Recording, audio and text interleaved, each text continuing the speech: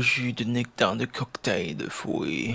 Bonjour, bonsoir à toutes et à tous et bienvenue dans Jus de Ciné, l'émission qui parle de cinéma de façon plus ou moins rapide et agréable et qui se consomme comme un jus de fruits. On se retrouve aujourd'hui pour le 52e numéro de Jus de Ciné qui sera consacré au mois de novembre et décembre 2025, mais avant toute chose, première vidéo de 2026, donc évidemment merveilleuse année 2026 à toutes et tous, mes meilleurs vœux, et nous allons terminer d'aborder les films de 2025 avec cette vidéo, juste avant le bilan cinéma. Et dernière précision, je m'excuse par avance si je parle un peu du nez, mais je suis encore un peu malade.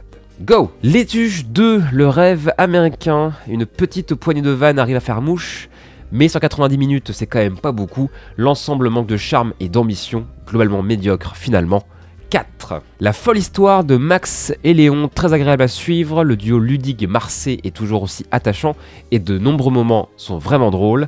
Après, d'autres moments sont peut-être plus maladroits et dispensables. C'est malgré tout dans le haut du panier des comédies françaises populaires. 6. La petite dernière, quelques défauts de rythme et de narration, mais le très bon casting et cette mise en scène sobre, qui est très en adéquation avec le ton global, emporte la mise et en font un film charmant, tendre et poignant. Bravo Avzia. 7. Good Boy, une vraie déception vu du concept ultra alléchant sur le papier. Le film devient assez vite répétitif et a vraiment du mal à nous émouvoir ou même nous faire peur. En revanche, il faut quand même saluer la mise en scène qui est plus que correcte, globalement très moyen. 5. Le Dictateur, un monument perfectible qui certes possède un merveilleux final, mais qui possède aussi quelques longueurs et défauts d'écriture. Dans l'ensemble, on sent que l'arrivée du parlant n'a pas dû être une chose aisée à gérer pour Chaplin, car on perd un peu la poésie habituelle du cinéaste et on gagne des imperfections dans les dialogues. Vraiment bon, mais pas son meilleur. 7. Ravage, tellement loin de la maestria des films The Raid malgré des scènes de baston appréciables. La faute à un scénario inintéressant, des personnages creux et une technique aux fraises qui fait parfois penser à un jeu vidéo. Décidément, Netflix est un tueur de cinéaste prometteur. 5. L'étranger, sur le papier, le film avait tout pour se casser la gueule et c'est au final une bonne surprise, notamment dans ses deux premiers tiers qui sont assez passionnants, portés par un très bon casting et une mise en scène très propre. Le dernier tiers m'a un peu moins emballé, mais dans l'ensemble, c'est une adaptation réussie qui donne envie de relire le classique de Camus. 7. Insaisissable, entraînant et amusant malgré des personnages manquant de profondeur, c'est correctement filmé et les rebondissements sont suffisamment inventifs pour maintenir notre intérêt. Ce n'est pas du grand cinéma mais ça remplit très bien son rôle de divertissement.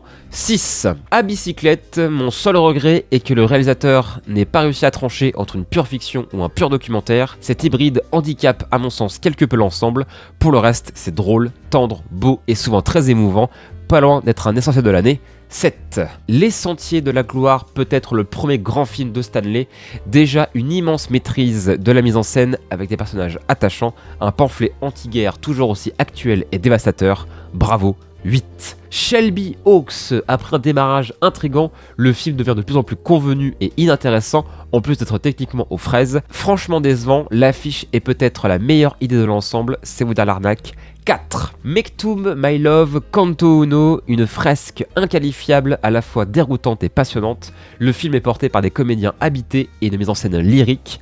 Un sacré tour de force qui ne demande qu'à être revu, un des grands films de la fin de la décennie 2010. 8. Le gang des Amazones, le casting féminin est très convaincant et l'ensemble se suit sans déplaisir, mais il est difficile de ne pas avoir les grosses ficelles ici et là qui rendent le tout parfois convenu, sympathique mais pas marquant. 6. Azur et Asmar, un conte féerique rebutant dans un premier temps avec son animation datée, mais qui finit par faire mouche grâce à des dialogues assez savoureux ainsi que des personnages attachants et singuliers, un très chouette moment. 7. The Killer, un peu moins maîtrisé que à toute épreuve dans son mélange des genres, mais un bon John Woo, jubilatoire par instant, encore une fois porté par un duo principal très attachant. La musique est très sympa et les scènes d'action sont toujours aussi jouissives à regarder. 7. On vous croit, quelques artifices d'ambiance pas nécessaires et une fin qui manque un peu de subtilité, mais sinon c'est un film fort aux acteurs très impressionnants. La séquence centrale dans le bureau de la juge est vraiment étouffant, un des films de l'année à n'en point douter.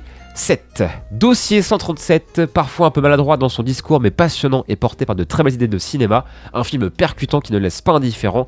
La saga de Dominique Moll sur la police continue d'intriguer. 7. Chien 51, un défilé de guests dans un univers intéressant sur le papier, mais terriblement sous-exploité.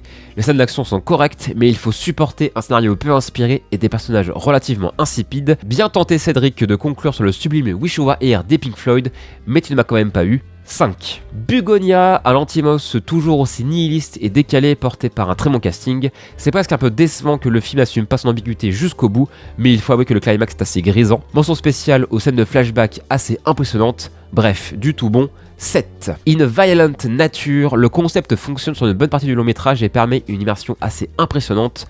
En ce sens, la mise en scène est vraiment de bon niveau. Dommage pour les derniers quarts d'heure, inutilement trop long et globalement décevant. 6. Wake Up Deadman, très sympathique à suivre, mais les défauts inhérents à la saga sont toujours présents. Un casting trop hétéroclite, des personnages bien trop inégaux, une mise en scène pas très inspirée et une surexplication à la fin franchement pas nécessaire. Reste que le duo principal O'Connor-Craig fonctionne très bien. 6. Mektoub My Love Kanto Doué, une suite qui laisse sans surprise un goût d'inachevé au vu de son contexte de sortie, mais qui reste très impressionnante dans sa narration et sa mise en scène. La dernière partie, étonnamment tragique, déstabilise, mais laisse indéniablement une forte impression et ne donne qu'une envie, voir la trajectoire finale de tous ces personnages. 7. Les enfants vont bien, le film évite certains pièges habilement, mais reste assez attendu dans son déroulé et a du mal à marquer malgré un bon casting et des personnages attachants. Des jolies idées de mise en scène ont du mal à combler une narration parfois un peu hasardeuse qui empêche une implication totale dans les enjeux. Dommage, mais globalement recommandable. 6. Better Man, un biopic parfois original, parfois balisé, qui se regarde sans déplaisir, mais qui manque de constance dans ses effets numériques. On sent l'envie de faire un peu autre chose, mais ça ne va hélas jamais très loin. À voir quand bien même on ne connaisse pas Robbie Williams, qui pour le coup a le courage de ne pas constamment se valoriser. 6. Striptease intégral. Franchement, j'ai beaucoup aimé, c'est dans le pur style de l'époque, avec une petite touche de modernité, mais pas trop non plus. Dommage que les différents segments manquent de liant, même si le grand final qui a réussi à m'avoir est bien amené. Un des essentiels de l'année. 7. Résurrection, si je suis tout à fait honnête, j'ai pas mal sonolé pendant le 3e segment que j'ai trouvé vraiment long et pas très intéressant. Le film vaut surtout le coup d'œil pour son démarrage et tout le dernier segment qui sont effectivement assez impressionnants dans leur imagerie et leur inventivité. Décidément un cinéaste à suivre de près. 7. Et enfin, l'agent secret, on ne voit pas le temps passer, c'est suffisamment singulier pour nous maintenir en tension, le casting est formidable et la reconstitution historique est impressionnante. J'ai été en revanche moins convaincu par la narration et par le final à la fois audacieux et en même temps frustrant, car elle détruit assez gratuitement tous les enjeux qui avaient été établis jusqu'ici et qui laisse donc un goût d'inachevé en bouche. Mais sinon, c'est clairement un des films de l'année. 7. Voilà pour ce jus de ciné et pour donc les films de 2025. On se retrouve très bientôt pour le bilan cinéma et pour les jus de ciné de 2026. Évidemment, encore une bonne année. Et surtout, n'oubliez pas, contrairement aux apparences, je ne suis pas un grand fan de la série. Je n'ai même pas vu encore la saison 4. À la prochaine, ciao!